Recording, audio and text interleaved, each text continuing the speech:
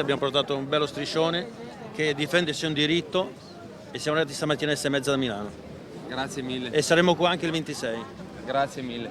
Bravo, complimenti. Sono arrivati in tanti anche dalle altre regioni a portare la solidarietà a Walter Onichini, 34 anni, macellaio di Legnaro, che l'estate del 2013 sparò, ferendo gravemente il ladro che si trovava nel giardino di casa sua. Stamattina il giudice si doveva esprimere sulla richiesta di rinvio a giudizio, ma l'udienza è stata spostata al 26 maggio. Onichini è accusato di tentato omicidio aggravato. Stamattina ha accolto l'abbraccio di tutti i suoi sostenitori. Posso solo ringraziarli tanto del supporto morale, di tutto quello che stanno facendo e nient'altro. Solo un grande grazie a tutti i presenti e non presenti per qualsiasi motivo di salute, familiare, di lavoro.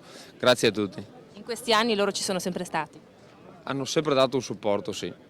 Silenzioso, moderato, un bel supporto civile. Noi non abbiamo minacciato nessun giudice, è giusto ribadirlo, abbiamo semplicemente poi ribadito una cosa a tutti, che la pubblica accusa, nel caso di Franco Birolo, aveva detto chiaramente che l'imputato era innocente, non si capisce perché il giudice sia stato in grado di ribaltare completamente la sentenza.